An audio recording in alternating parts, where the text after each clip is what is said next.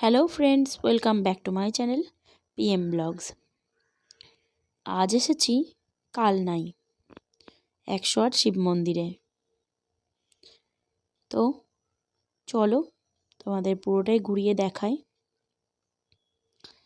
এই চলে এসেছি আমরা 108 মন্দিরে।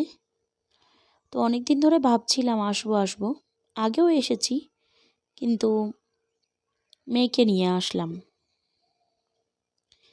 মেয়েকে আগেও নিয়ে এসেছি, কিন্তু মেয়ে যখন এসেছিল তখন ছোট ছিল, তাই আবার নিয়ে এসেছি এখন।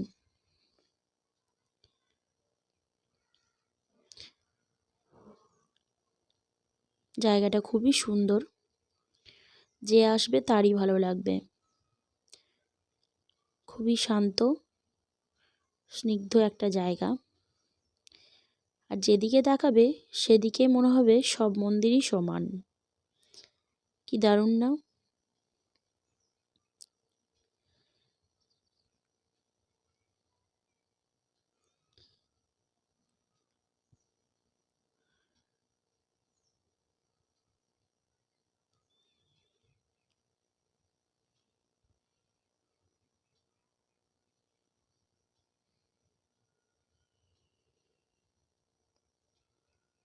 মেয়ে তো খুবই খুশি হয়েছে এখানে এসে।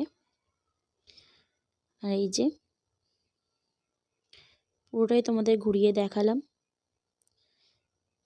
পুরো তো কেমন লাগলো জানিও। আর এখন চলে যাচ্ছি এই রাজবাড়িতে।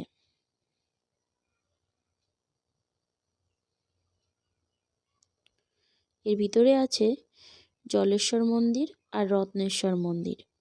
তো চলো।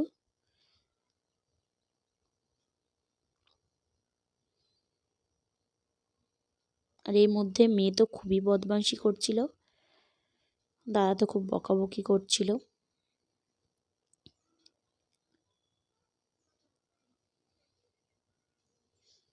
এই যে এটা হচ্ছে প্রতাপেশ্বর মন্দির। টেরাকোটার কাজগুলো খুবই সুন্দরভাবে করা, এতটাই নিখুঁত, এখনো পর্যন্ত কোনো ক্ষয়ক্ষতি হয়নি। এটা হচ্ছে একটা শিবের মন্দির। তার পাশেই আছে রাসমঞ্চ। এটা হচ্ছে খোলা ছাদের রাসমঞ্চ। আমি ঠিকঠাক পুরোটা বলতে পারছি না, তো যতটুকু জানি আমি ততটুকুই বললাম। এই মন্দিরটি হচ্ছে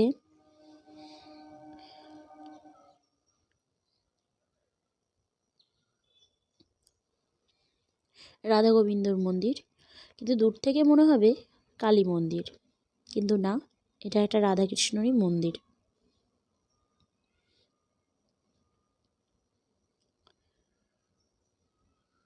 খুব সুন্দরভাবে কাজ করা, এত পুরনো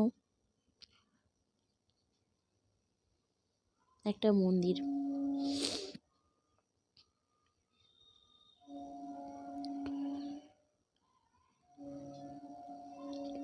আর এখানে মনে হয় প্রত্যেক দিনই হয়তো এভাবে লোকজন আসে, বসে থাকে। এই যে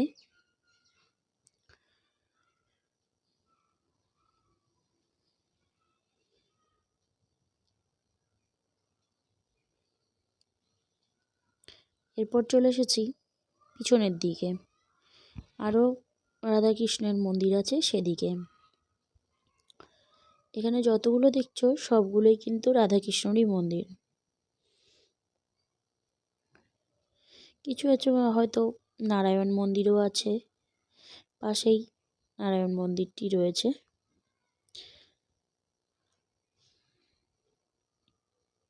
এখনও এই পুরনো এই মন্দিরগুলো যে এত সুন্দরভাবে কাজ করা, এগুলো এতটুকুও নষ্ট হয়নি। যারা বানিয়েছেন তারা কত নিখুঁতভাবে কাজটি করেছেন। আর এটি হচ্ছে একটা পঞ্চবৃক্ষ।